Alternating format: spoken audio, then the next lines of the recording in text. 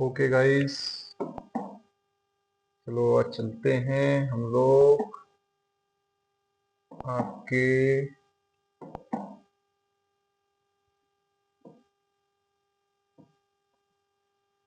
Welcome to MIIT commerce classes.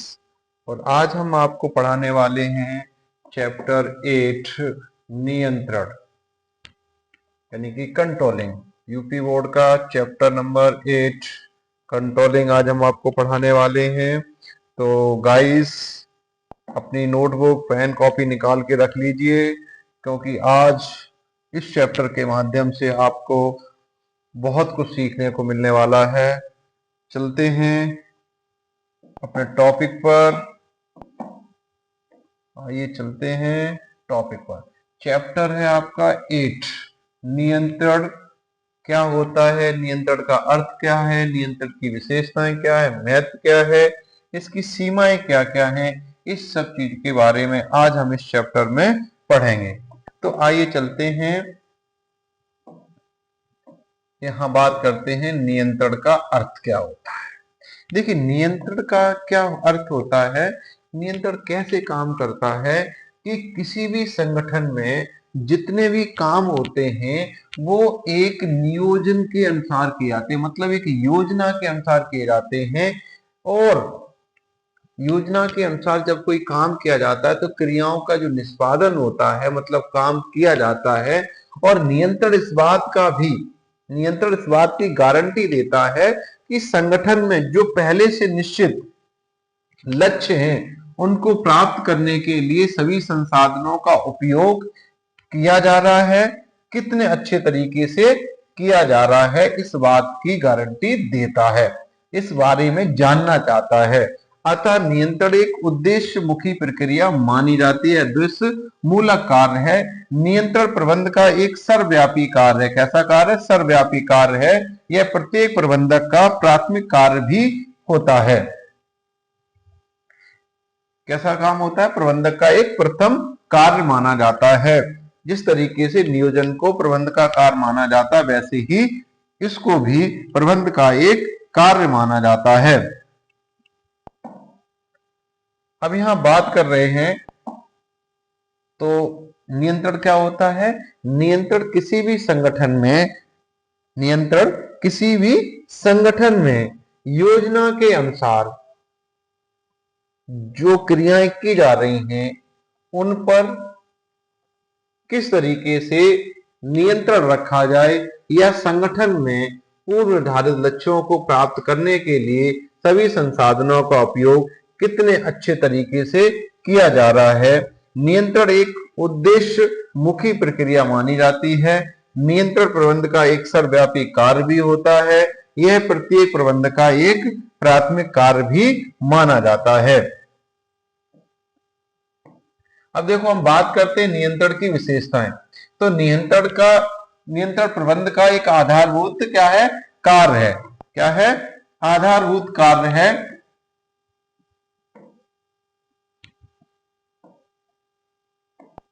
नियंत्रण प्रबंध का एक आधारभूत कार्य माना जाता है। क्या माना जाता है? नियंत्रण प्रबंध का एक आधारभूत कार्य माना जाता है।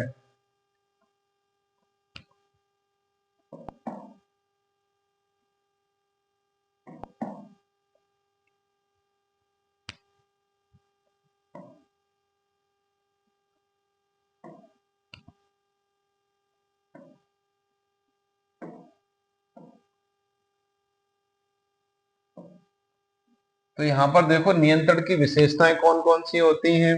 तो पहला पॉइंट आता है आपका यहाँ पे, नियंत्रण की पहली विशेषता है नियंत्रण प्रबंध का पहला आधारभूत कार्य माना जाता है। क्या माना जाता है? आधारभूत। नियंत्रण क्या होता है? नियंत्रण प्रबंध के प्रत्येक स्तर पर किया जाता है, प्रबंध के अन्य कार्यों को पूर्ण बनाता है, उसकी सफलता को निश्चित करता है, नियंत्रण प्रबंध क्रिया को पूर्ण करता है। कैसा करता है?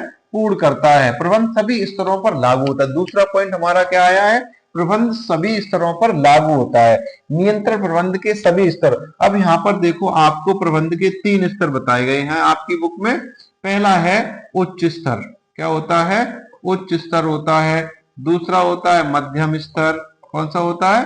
मध्यम स्तर, तीसरा होता है निम्न स्तर सुपरवाइजरी लेवल और फोरमैन। इसमें क्या होता है, नियंत्रण प्रबंध के प्रत्येक उच्च लेवल स्तर पर कौन करता है, प्रबंधक करता है, जो बड़े बड़े सीईओ होते हैं वो लोग, और निम्न स्तर पर कौन करता है, सुपरवाइजर और फोरमैन द्वारा किया जाता है। नियंत्रण को एक सतत प्रक्रिया में लगातार चलने वाली प्रक्रिया माना जाता है। नियंत्रण सदैव किया जाता है, कभी भी समाप्त होने वाली प्रक्रिया नहीं मानी जाती, लगातार चलने वाली प्रक्रिया होती है। यह एक अंतिम कार्य प्रबंध नियंत्रण को प्रबंध का अंतिम कार्य माना जाता है। कैसा माना जाता है, अंतिम कार्य माना जाता है, क्योंकि जब तक वास्तविक निष्पादन का पता नहीं लगेगा, मतलब वास्तव में क्या है और नियोजित क्या है, दोनों के बीच में नीतियों तथा कमियों का ज्ञान नहीं होता है तो इसमें सुधार नहीं किया जा सकता है। जब तक सुधार नहीं होगा तो इसके आगे की बातें हम नहीं जान पाएंगे, इसलिए इसमें क्या किया जाता है, अंतिम कार्य माना जाता है। सुधारात्मक कार्य, देखो नियंत्रण का मुख्य उद्देश्य होता है त्रुटियों तथा दोषों को पता लगाना और उन्हें दूर करने का प्रयास किया जाता है। कैसे किया जाता है, सबसे पहले क्या किया जाता है, नियंत्रण का जो मुख्य उद्देश्य होता है उसमें जो कमियां होती हैं उनको पता लगाया जाता है। नियंत्रण के अंतर्गत क्या होता है, जो कमियां होती हैं उनको पता लगाया जाता है, उन क्या क्या गलतियां हो रही हैं उन दोषों का पता लगाया जाता है, फिर उन्हें दूर किया जाता है, उसके बाद उनमें सुधार किया जाता है। क्या किया जाता है, उनमें सुधार किया जाता है ताकि भविष्य में उनका दोहराव ना हो, रिपीटेशन ना हो।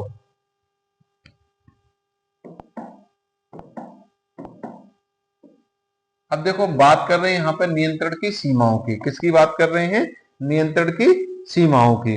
तो देखो नियंत्रण की सीमा के अंदर क्या आता है, नियोजन नियंत्रण के बिना कैसा है, अंधा है, उसे कुछ नहीं दिखाई देगा।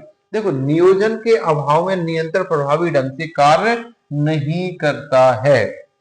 आपने किसी चीज पर योजना बनाई नहीं और उस पर आप कंट्रोल करना चाहते हैं तो वह काम नहीं करेगा। दूसरा पॉइंट है बाहरी कारकों पर नियंत्रण का अभाव। देखिए किसी भी संगठन में नियंत्रण तो केवल आंतरिक तथ्यों पर किया जा सकता है, बाहरी तथ्यों पर नहीं किया जा सकता है। क्यों नहीं किया जा सकता है, जैसे सरकारी नीतियां हैं, तकनीकी परिवर्तन है, इन सब चीजों पर नियंत्रण नहीं किया जाता है, यह नियंत्रण के बाहर यानी उससे परे होते हैं, इसलिए इस पर नियंत्रण करना संभव नहीं होता है। इसीलिए कहा गया कि बाहरी कारकों पर नियंत्रण का अभाव होता हुआ उस पर पूर्ण नियंत्रण नहीं कर सकता है।